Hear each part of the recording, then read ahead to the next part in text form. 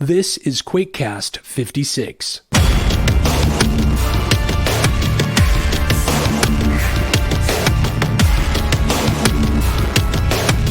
Welcome to the first episode of 2021. We have Jpal, who's a fantastic Quake mapper, as our guest today. And Greenwood is back as co-host. It's always fun to hang with Greenwood. This is a really good episode for new mappers.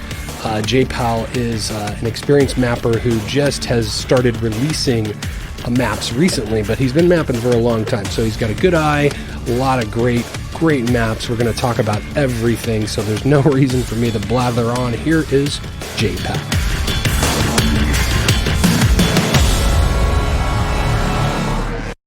Quake was actually the first PC game that I, not played, because it was the first game that I have installed on a new PC that I got my hands on.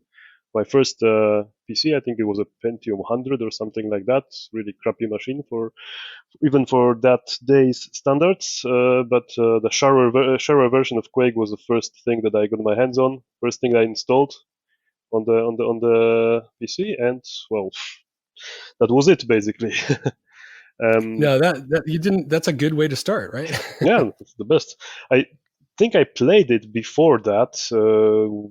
Where I lived, there was a kind of a something like an internet cafe where you could play online a few games. They had Duke Nukem 3D and they had Quake. It was like you paid for an hour and you could play with basically on LAN.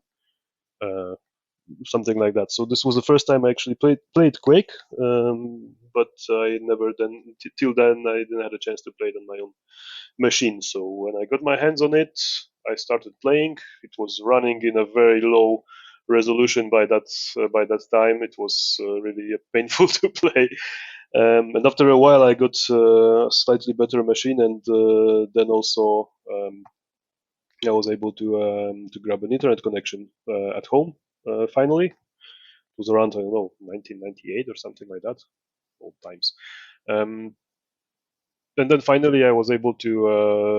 I found a few tools, information that you can actually do maps in Quake. That is quite easy. That you can relatively easily create your own content, and I started doing it. That was it. What was your first map tool? Did you do Quest? Nope. I used WorldCraft as the first tool, and I don't remember the version, but it was quite nice actually. I tried a few other tools. I remember trying, what was the name of it? Quark, I think, or something like that. It was very hard to even see what's what. Then I moved to GTK Radiant. It had a different name before, I think. GTK Radiant 4 or something like that. Before it was called differently, but it was quite a nice editor. I used it for a long time because it had this cool feature that it actually had only one window, except for the camera. There was like one pane and the hide bar. So it was something that I think resembled how you did Doom maps. Basically, it was easy to create a map quickly in it. Not to interrupt your history, because it's pretty interesting, but you mentioned something. Did you used to map for Doom? No. I've seen a few times how it looks like. I never did it on my own.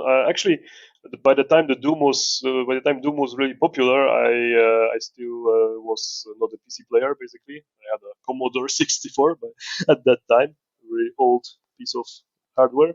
So the Doom phase actually omitted me a bit. I played it when it was out somewhere, but I never had a chance to make maps. I remember the old Commodore. I used to have an old Commodore 64 too. Mm-hmm. That was a pretty neat piece of. That's going back in the years, but that was pretty cool back in the day. I sold it for some ridiculously low amount of money back in the days, and I still regret it. I think it has quite a nice collector's value at this moment. Yeah, those are always the case because you're like, if I still had this. Yeah. Well, let's fast forward to, you told us in your bio that you mapped back then, but you didn't really release a whole lot. And then flash forward to just more recent years. And now you've gone crazy mapping. So talk about your kind of transformation there. Well, by the time that's like back in the 90s, let's say, I did a lot of maps. I did a lot of mapping just for myself because I found it really, basically, it was pure fun. Yeah. But I didn't really had a way to publish it anywhere. I thought about it initially back in the day, but it was not that easy as now, basically, where you can just make a YouTube video or something like that, publish it even on your own. Back then, it was very difficult to really share your creations, your content with the world. So basically, I only showed these maps to my friends when I invited somebody to come over. So that was it, basically.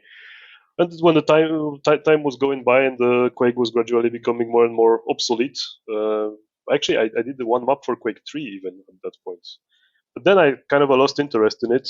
From time to time, I returned to mapping. I found the old copy of Quake somewhere and tried to do something, but without this encouragement really to publish it, to make it visible for anyone else. It was just like to have fun, to just create something and forget about it. Yeah.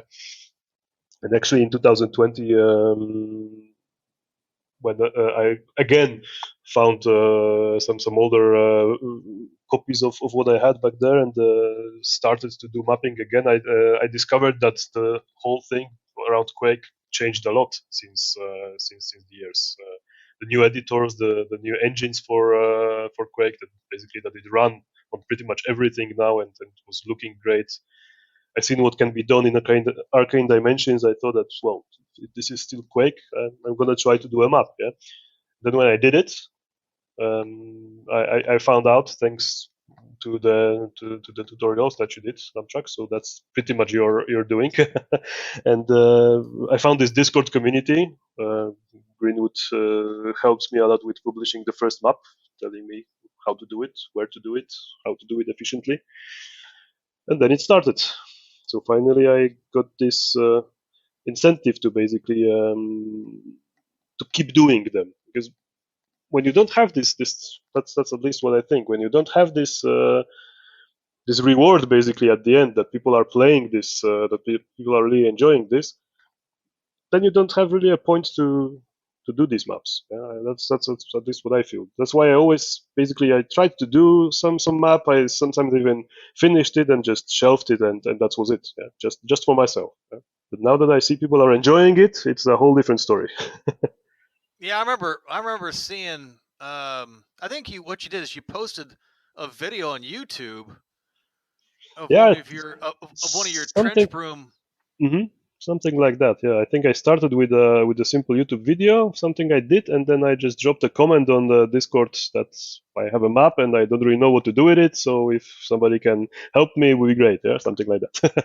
Yeah, I remember seeing the video. I'm going like, who is this guy? I mean, this is cool as all get out. I'm like, wow. So, yeah, I'm glad to have helped you a little bit and steering you in the right direction of posting stuff, because I think I can say that we as a community really appreciate what you've put out, because it's some really great stuff. Absolutely. Thanks. It's really nice to hear, because I was also quite anxious I've seen what kind of maps people are delivering. I've seen Arcane Dimensions. I've seen all these things. I thought that whatever I can create, it will be like 10% of the quality that the other guys are doing. But seeing that these maps that I do actually are really enjoyed by the community, that's really nice thing.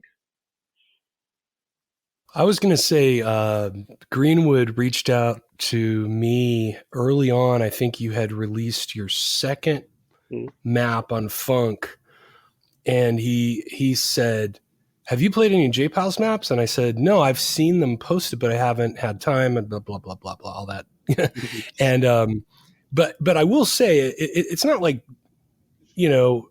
Greenwood is unappreciative of other people, but when he tells you should play these maps, I listen, So that was, and that was early on, before your more recent stuff. So Yeah, so you kind of made a splash, and good for you. And I gotta say, just one interjection here, as far as like comparing yourself to and anybody listening, comparing yourself to Arcane Dimensions level. I gotta say, when you come out as a new mapper on Funk anyway, and you have an old school map, I think people pay attention to those because yeah, the craft is moving really forward in recent years, but people do love old school style maps if they're done well. And you obviously have that in the bag.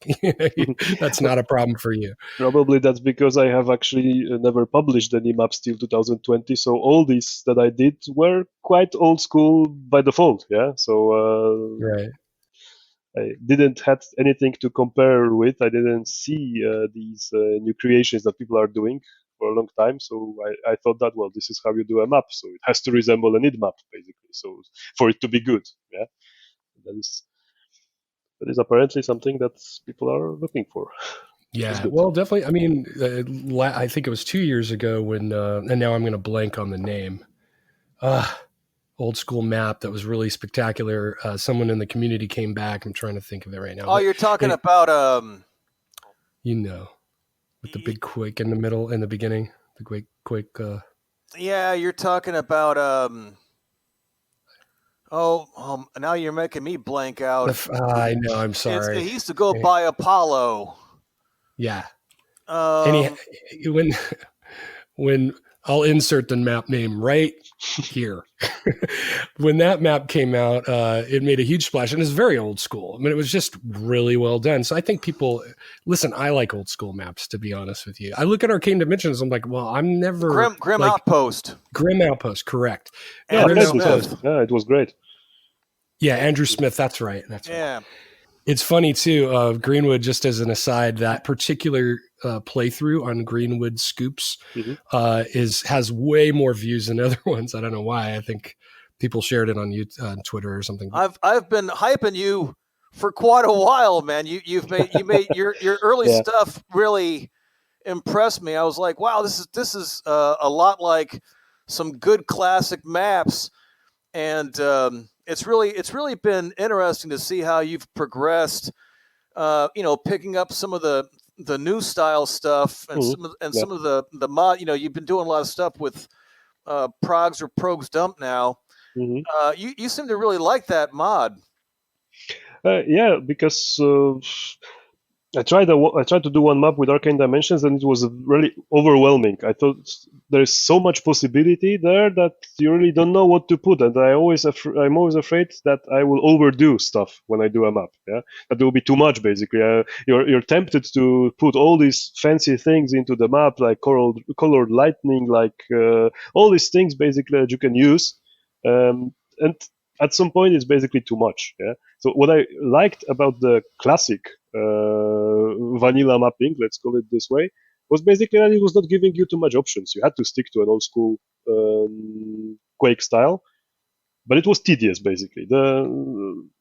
It was as tedious as I remember it from the old times, basically doing these monster closets, doing all these trigger teleports, or you have to put everything in place, and it was really tiresome. I always like to do in the map. I always like to do the geometry first, like the look of the map, and then put monsters later on. And if you do it in classical way, let's say, without any mod, then it is really hard. At least in my opinion, to do it, because you have to redo half a map basically to make the monsters, to make the closets for the monsters, places where they come out, etc. It is a bit tedious, and the Prox Dump basically takes all this tediousness away, leaving just the fun part, while it's still a really classic feel. You don't have new monsters, you don't have new weapons, all these fancy things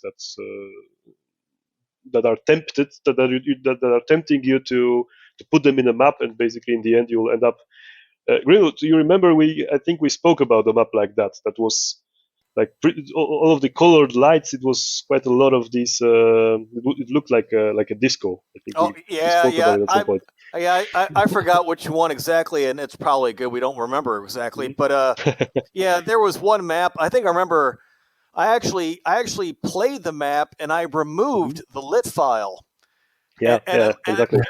it looked so much better without the colored lighting, in my opinion. I mean, everybody's different, but I mean, yeah, I mean, it almost looked like with the colored lighting, it almost looked like you're like at like a darn discotheque or some kind of a weird, like burlesque show or something. And then I'm like, why is there lavender lighting inside a castle? What's going on in here? But I mean, some people, they like crazy lights. So I mean, everybody's got their different, take on it. But yeah, I can see how, especially first dipping your toe into arcane dimensions. It's almost kind of like making like a pot of stew, and you got like like this crazy spice rack.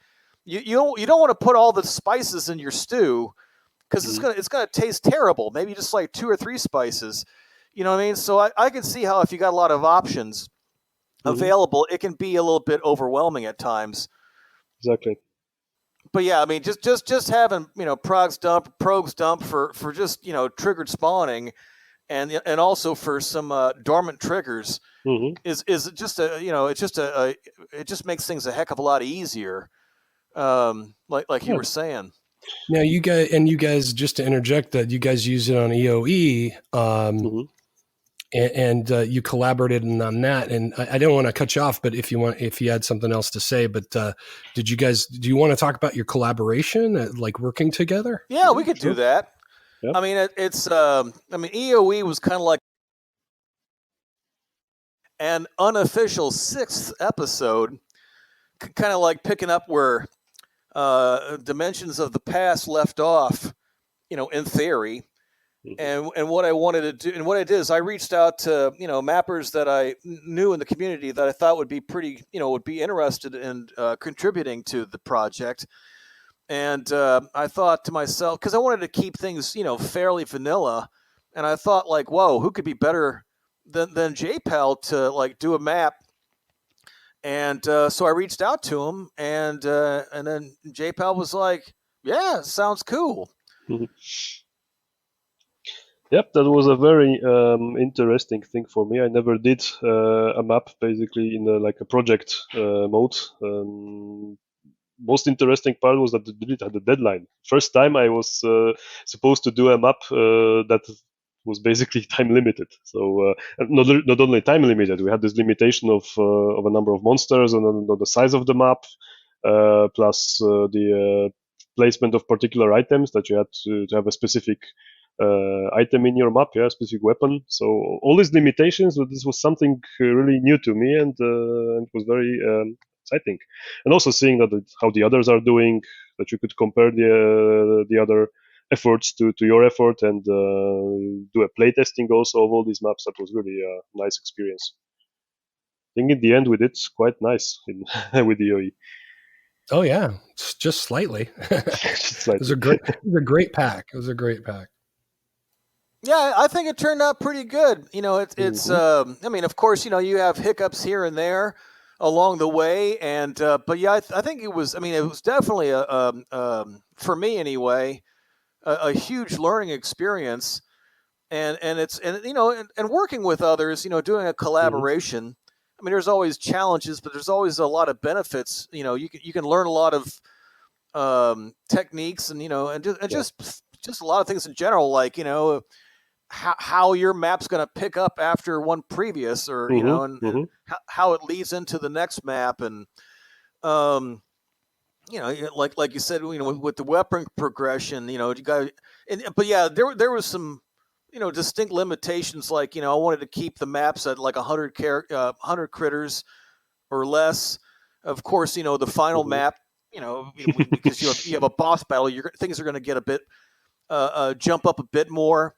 But also one of the stipulations with all EOE maps, with all the Epics of Enmity maps, where you had to have at least one quad per map. If you had more than one quad, then you could have a few more enemies, because I mean, of course, once you get a quad run going, you blow through enemies like tissue paper. So it's but there was some serious some general guidelines that I wanted to that I set up early, because I wanted things to be very very dynamic and enjoyable for the player. Well, so Jpal's map in that pack, and I'm sorry I don't remember the name of it. What was the name of it? Citadel of something. I don't remember. Yeah, Citadel of something. I have a problem with naming these maps always. I think all these names are really how do you call that? Quirky. I've been rehearsing Pojum Lave for later for future question. When I play that map, what you have a knack for is combining textures that you wouldn't normally see. Not that they're wrong, and not that anyone, not that anyone hasn't done it before, but you have a real knack for combining textures and brushwork with those textures, like so sandwiching in a white brick texture between two different browns that, normally you'd be like, I wouldn't have thought to do that. And I can't really imagine what that looked like. You make it work. So now my question is, how do you approach that texturing? Do you have references? Were you inspired by that, or is it experimentation? How do you get to that look? Because that's something you do fantastic work on, is texture work and combinations. To be honest, I never thought that this is something that really stands out in these maps. That's kind of good to know. Well, it's experimentation basically. I don't really think of it, to be honest, when I do it. So I tend to try to keep the look of the level realistic to the extent you can do a realistic level in a game like Quake. But probably I wrote about it somewhere in the bio that where I live there is a lot of castles. Basically, there's a lot of these ruins, these medieval style either ruined castles or even some of them are actually rebuilt and are looking like they are straight from the medieval times. And this gives me a lot of, let's say, source material. Yeah, Quake is ideal for building that type of structures, basically. So I tend to look how they were looking in real life. I remember basically I visited all of them at some point, so I have most of them in my head somewhere. When I do a map, it kind of instinctively gets done in the same way.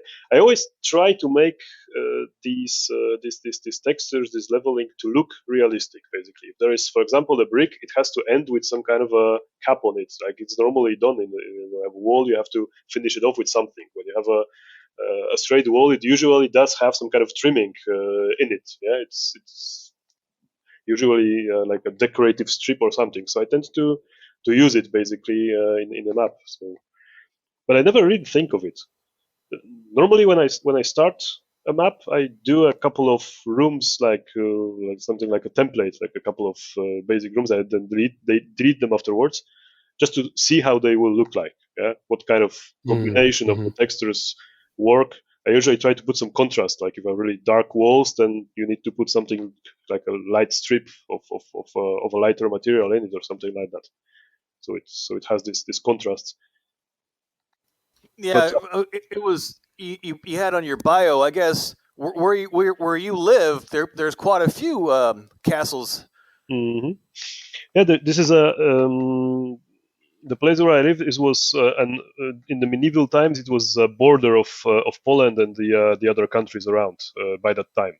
So it was reinforced in medieval times with a lot of these small guard houses, castles, towers, etc. Basically, it was like a line of defense. And in today's times, it is basically it's still there. It's like a trail of it's I think more than 20 castles. Basically, that's so cool. in about 50 kilometers area, it's basically a trail. You can go and visit all of them in like a few days time. Some of them are ruined, some of them are rebuilt. The larger, smaller ones, they're usually located on top of rocks because it's quite a rocky area. It's like on the mountains. Yes, they are exactly. They are placed in like a strategic locations in some small mountains, something like that. So they are very scenic. One of these castles was actually used in the Witcher series on Netflix. You can see it. Wow, that's cool. I think it's in the 7th episode or something. Yeah, that is really cool. It's like if you need some inspiration, you just take a hike. Exactly. Yeah, Greenwood's got like what are those swamp shacks where he lives, and I've got like California missions, and they're and I gotta say they are beautiful, but they're boring. They would not make good Quake levels, maybe Counter-Strike, but yeah. So you've got some real history. I was in Scotland a few years ago, and we were supposed to go on a tour of castles, and we got snowed out and we had to take a different route, and it was everything. We did get to one castle. I wish I could remember the name, but it's easy because it's the castle they used in Monty Python and the Holy Grail. It was such a treat to go in that castle. And it was like a religious experience for me to be in a real medieval castle. The first, I don't want to say the last time in my life, but the first and only time in my life was that castle. It was so cool. So that's got to be huge. Yeah, I mean, you can see the inspiration in your maps. That's awesome. My project that I still have somewhere in mind to do is to recreate one of these basically as Quake map. But Quake engine is not the best one to build an open environment, as you probably know. So it will be a little bit hard because they are usually on the open area, kind of a. You can always do a void map or something like that. I never tried to do a good void map. Yeah, you did. You just did one. The last one was kind of a, but it was not actually. The funny thing is, I didn't start it as a void map. I never intended it when I started it to be a void map. But at some point when I started doing these corridors, I thought, well, it needs some more space because it will be very repetitive if I just will put the same type of corridors over again. So I thought that, well, maybe if they at some point just these corridors can get cut off and we'll do a void around them, it might look good. So that's how it started. You reached out about Funk Bob and some kind of moving brushes for Prog's up, and immediately I was like, "What's he working on? What's he doing?" But yeah, those turned out great. I mean, that was a really crazy map. We're talking about Edge of Sanity, and we'll have links to everything in the description. We'll have the links to all his maps. But yeah, really unique looking map and playing, obviously, cool stuff. That is actually one that I think I like it the most in terms of how it was. How the creation process turned out, how the building turned out. I think it was one of the nicest maps for me as a creator to do. I did it very quickly. Unique too. Yeah. For some reason, I did it very quickly. I did it like very instinctively. I didn't had any moments of doubt in it anywhere. Basically, it was very smooth, and I'm very fond of that map. To be honest, I think it is my favorite. To be honest, maybe because it is so different from the others. Yeah. I like it because you use DM4 textures in it. Whenever people sneak those in, and it's fun. But I mean, it's not just DM4, but yeah, really spectacular, kind of epic progression too. I love that map. Yeah, I was gonna say. One thing I was gonna say is I think when you said redoing one of those maps from your neck of the woods, and with I think you just answered your own question. How would you tackle that? Yeah, you could definitely just make a kind of turn it into like a void map type deal, and maybe have it where like a chunk of the land is just floating in the sky or in space or whatever. Yeah, that'd be pretty, especially with some of these really picturesque skybox textures out there. You could do some really neat stuff. But I did have a couple questions, if you don't mind, real quick. What Quake mappers do you find inspiration from? Or who do you follow? That's a good question, because to be honest, I have not really been following a lot of the work of the other mappers. I tend to play the maps that are released, at least to some extent, but I have way more fun from creating the maps than in playing them, to be honest. I'm not the best player actually in Quake. In multiplayer I suck dramatically. Basically, I played with a friend once, and it was like 30-1 scores like that. Of course, not in my favor, and I don't really play too much, to be honest. I like Marky's maps, of course. What he did in the end of the episode was mind blowing, basically. And to be honest, if I would pick, there's one map that I really liked that I played as one of the first maps when I returned to Quake in 2020. It was Ceremonial Circles, I think that was the name. I don't remember the author, but it was great. Basically, the progression there, the whole idea, how it was built, it was really old school like. It was not very. It isn't. It's an older map. I Yeah. mean, I think 2000, right? Yeah, it's an old CZG map. That's CZG. and it's a. I mean, CZG maps are always well loved by the community. And that one's just so fun. You could play that over and over. That one. Yeah, that one's just exactly, so good. Exactly. And then I had another question real quick. Mm-hmm. What tricks or tips do you have for beginning mappers out there? Watch the tutorials. That would be the first one. And then watch them again because they're so long. Well, actually, dumptruck, this first tutorial that you did, the one that describes in like step by step how to install Trench Broom, how to do all the folders, how to set all these things up. I think this is really, really helpful. I spent, when I began to map back in the day, I spent a lot of time to just understand how all these things are linked together. Yeah. I remember my first Quake folder was like such a mess. It stopped working after a month or two because it was too nothing was in the right place. Yeah. With this tutorial, basically, you can just start instantly.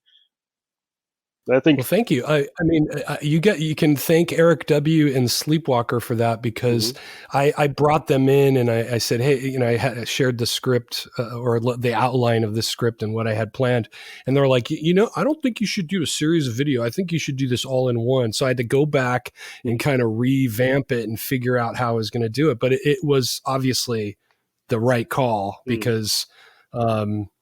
That thing's old and people still are watching it, hundreds of views a week. Mm-hmm. I recommended it to a few friends already, and I hope it will spark a few new mappers. Basically, what I did when I restarted mapping in 2020, I reinstalled all my old tools like GTK Radiant, all these things. I did again a big mess in the Quake folder. Then I discovered your video. I decided basically I'm gonna delete all that crap from the laptop and start with a clean copy all over again, and I have this set up since now. I even have, I think, the same name as you did for the Quake folder. Dev. Yeah.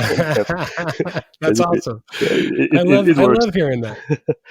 Yeah, so that would be my first tip, to basically start with a good tool, with a good tool set and with a good tutorial, and it will make life a lot easier going forward. And the other tip that I think is the most important is to start small, basically. So start with a small map, maybe not one room or two rooms or something like that, but just for beginners, I think it will be most important to really start with something small that you can draw out on a piece of paper, basically a few rooms with 30, 40 monsters, something like that, and make it good from start to finish, basically. Because I think the worst part with doing a Quake map is to overdo it, is to do too much, basically. Try to do too much, and what I found myself quite often is basically I got bored. By the end of the process, I ran out of ideas. I ran out of basically things to put in the map and how to finish it. In one of these maps that I did early, it was, I think, the second one, not Darkstone Host, the other one, the Underdark. Yeah. I had this idea that the map is done in the cavern, in like a subterranean stuff, yeah, so castle under a rock or something, and in the end, you go on the surface and you have a big fight by the end of the map, yeah, that you emerge into an open area and you fight with a horde of monsters. And this last part, I did it for more than 3 weeks. I deleted whole parts of this all over again. In the end, I did a very simplified version of what it's supposed to be originally, and I was still not happy about it. And this was the case that I basically ran out of the ideas at the end. I thought that this map was basically too big, and I couldn't find a way to finish it properly. So that's when you throw in like a dozen spawns in one room and just call it a day. That would be it, basically. Maybe that would be a good point to finish it, yeah. Well, mentioning new mappers kind of reminds me that I wanted to ask you, your daughter made a map a little over a year ago, and I played it the other, and again, Greenwood said, "You got to play his daughter's map." I'm like, what? What are you talking about? And so he piped it over to me, and I played it yesterday, and I had a good time. And so let's hear about how your daughter and got involved with mapping, and the cool thing is that we've got a new generation of mappers that will continue on for another 25 years, hopefully. Well, that was quite easy. She seen me then doing the map at some point, asking, "What are you doing? Yeah, Dad, what's that?" Um, then basically I showed her the basics, which actually means that Transbroom is really an easy tool, right? You can easily explain how it works to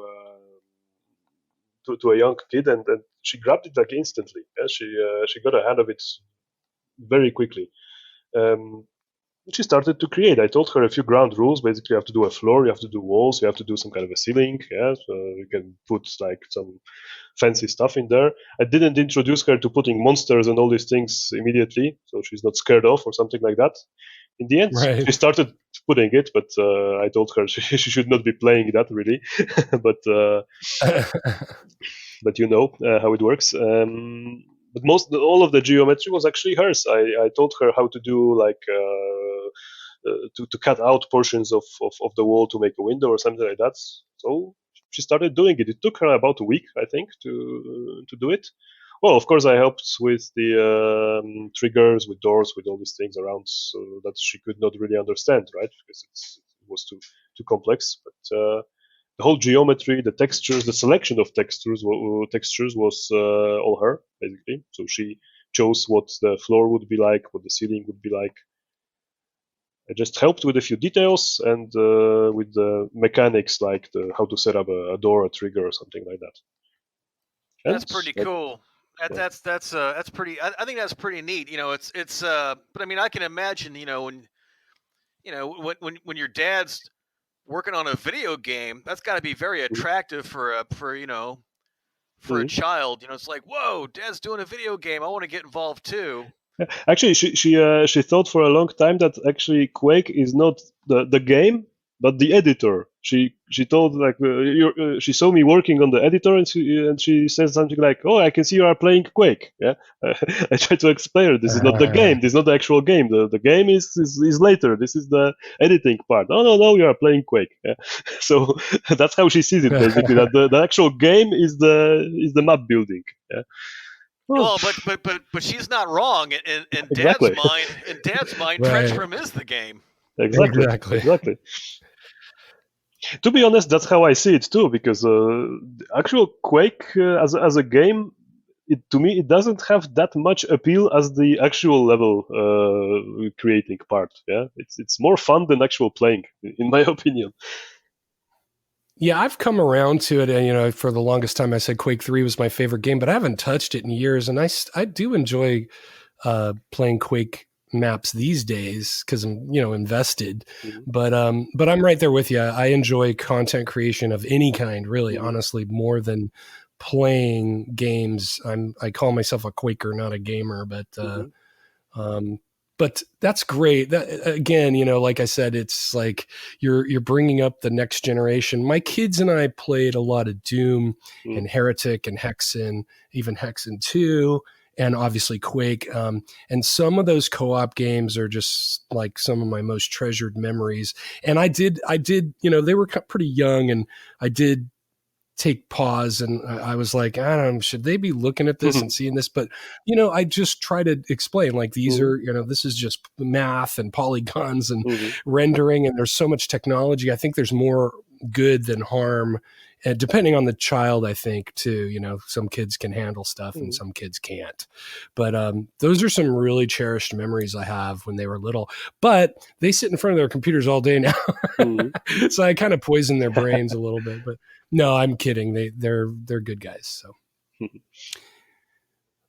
So my question, I guess, if there's anything else you want to speak about, we certainly don't have to stop. But my final question, as is kind of what you're up to next. If you want to talk, a lot of people don't want to talk about their projects, but if you so what's next on your list? Are you working on something? Are you taking a break? Are you looking forward to something? I'm working on a map. I actually have it, well, let's say 90% complete. All the geometry is done, and I'm starting to populate it at the moment and doing some changes in the process.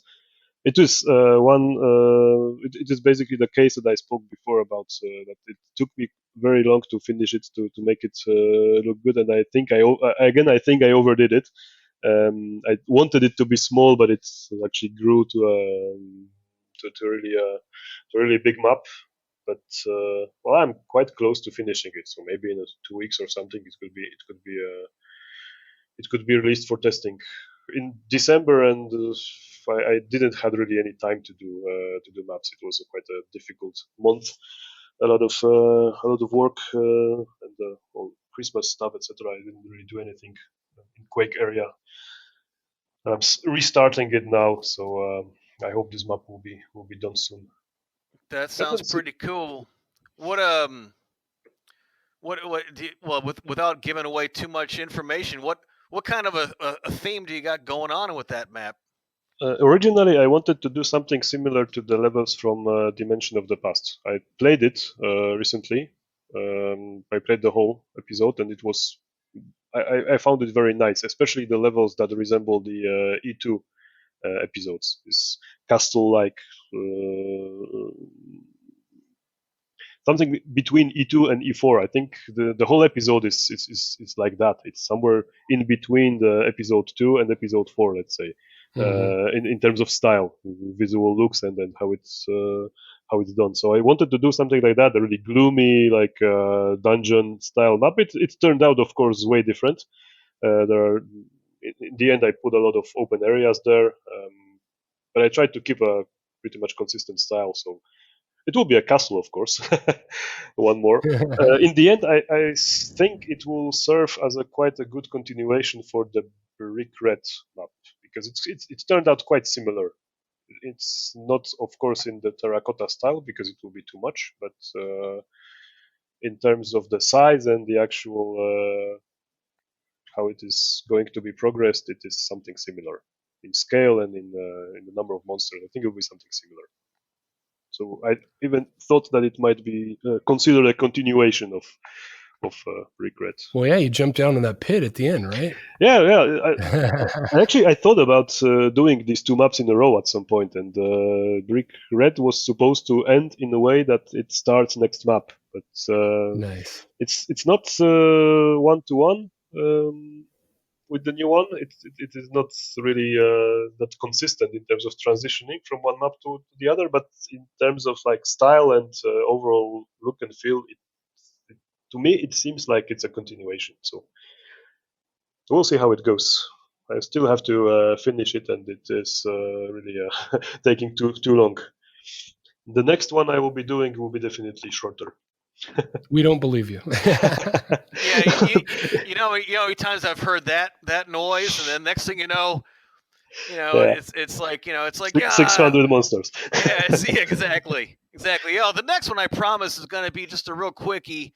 It's like then you're like, hey, how's it coming along? Oh, it's coming along pretty good. Oh yeah, how big's the map? Oh, it's only got about 800 monsters. It's like, what? What was that? That's your abbreviated work right there? 800. Okay, all right. Well, I mean, I got a big kick out of Brick Red, and but I mean that's not saying much, because I've liked pretty much all your work. So yeah, I'm excited to see what your next piece will be. I hope I will finish it soon. Yep. Cool. If we are in this territory, I can ask you a question, if you don't mind. What's your favorite from all this that I did? My favorite is Brick Red, and that was I think it was either the second or third map of yours that I played. Can't remember, but it kind of just jumped out, and obviously I pay attention if Prague Stump is used, so I downloaded and played it, and I was just had a big smile on my face the whole time. I went back and flew through it. So yeah, I'd say Brick Red, Edge of Insanity, or was it Edge of Sanity. Yeah, Edge of Sanity. Edge of Insanity. That's me. Pretty much the same. Edge of Sanity. Edge of Sanity was a treat because I tested it for you and had to really kind of look at it really closely. And really kind of, give you notes, and things like, hey, here's what I think, blah, blah, blah. But it's good to have me test a map because you can see what a horrible player is, how they're going to go through a map. But what I was saying is basically that's a really unique kind of experience that's different and something to pay attention to. But Brick Red was just joy. So that's why it's my favorite. And I did like your EOE map too. That was spectacular. Thanks. Good to hear. I'm asking because I also need to know as a mapper basically what is the preference. Yeah, what the people are actually enjoying. Yeah? What kind of maps? What type of experience? So that's good to know. I thought your battery, your AD map, your big base map was pretty darn cool. Because I like the whole Guns of Navarone approach in space, because I think that's like your only base map, isn't it? I think so. Yeah, I did one base map, but it was for deathmatch. I did a small deathmatch arena in base team. Yeah, I think for single player maps, I didn't do any other. Yeah, that's true.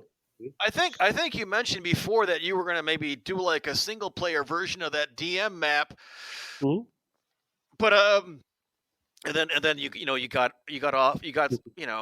went on to like other projects. But I thought I thought you really did a good job, taking a lot, using what the tools available in AD to really because there's like a story involved. You infiltrate, you're taking out these guns. And it's just and as far as the gameplay, that's kind of I think that's more of a casual gameplay map.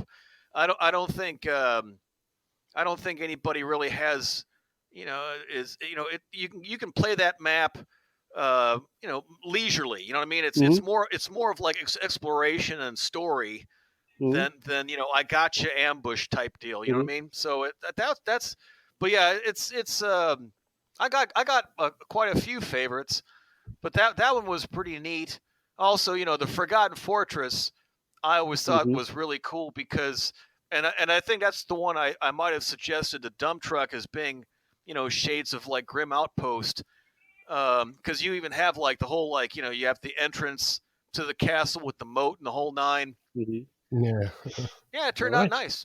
Well, with the battery, I think this was one of the maps that I was best prepared to do. Let's call it this way. I had this all drawn out, basically, all the layout, all the connections. I put really a lot of effort into preparing this, even before I started mapping it out. So maybe that's why the sense of the story is there, because that's what I wanted to achieve. Actually, that was something I don't think I do hard maps, to be honest. I don't think any of these that I did to date is really difficult in any way.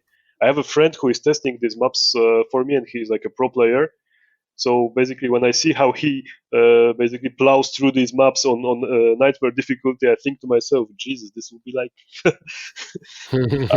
I'm struggling sometimes to finish my own maps on hard, and he just goes through it like butter. Yeah, I think to myself, I have to make it a little bit more difficult, and I end up like in the Forgotten Fortress, when in the end it turned out that basically everybody who played it ran out of ammo in the end.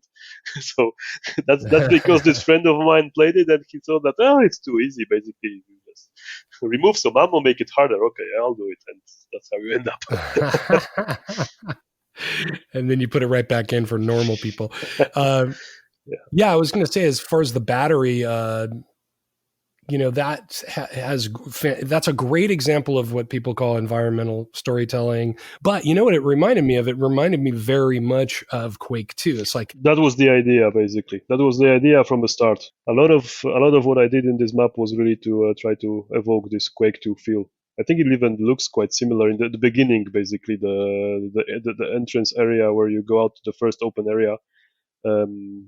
I tried to mimic one of the early Quake 2 levels with the lightning, with all these things, with this orange hue around.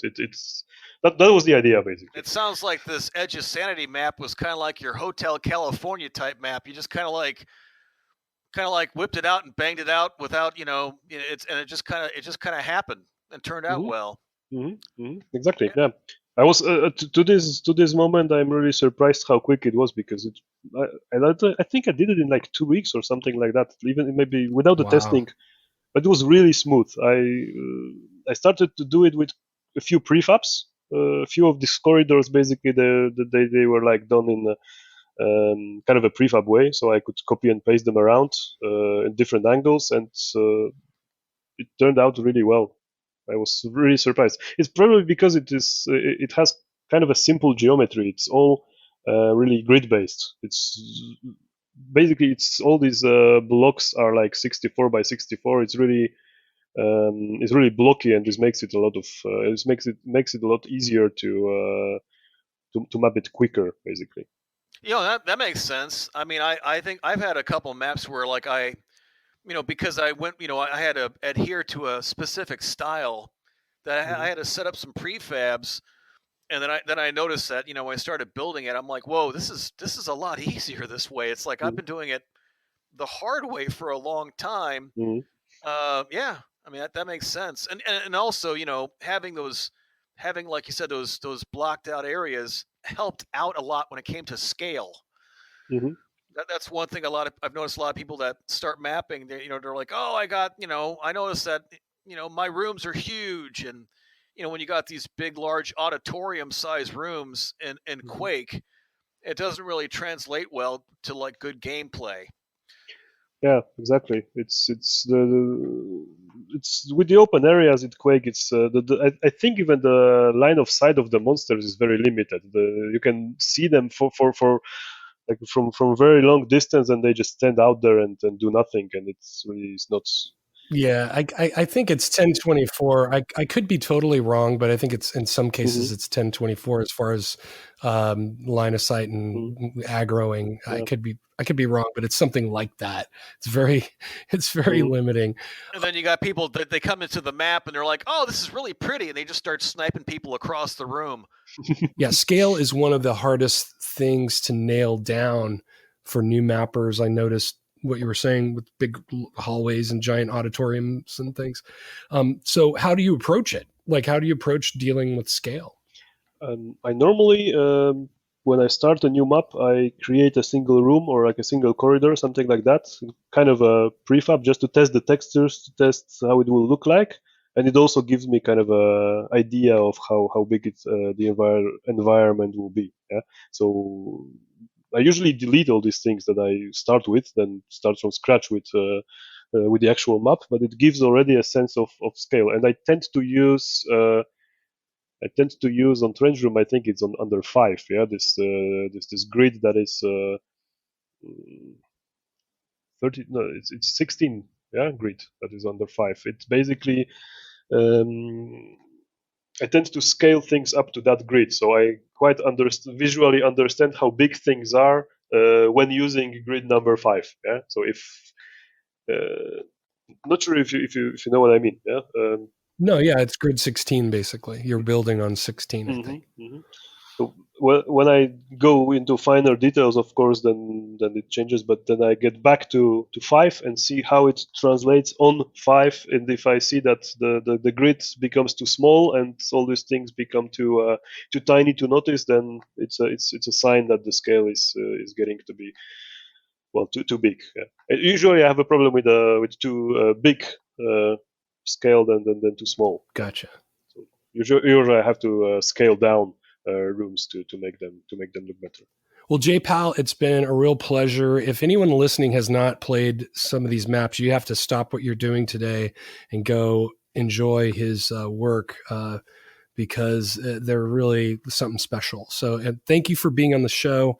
And as I tell people, you're welcome back anytime you have a big project or a small project or whatever. We're happy to have you back on. Yeah, and I'm excited to play this or to beta test this new map. So that gives me some new exciting stuff to think about. Thank you very much. It's been a great pleasure to be here. Thanks. I want to thank Jpal for being a great guest, Greenwood for being a great co-host, and Michael Markey for this great music. Things are great, people. It's 2021. More Quakecast are coming on the horizon. Thank you for listening. We always appreciate your support and feedback. So, and also there are links to all of Jpal's maps in the description. Until next time, this is the Quakecast.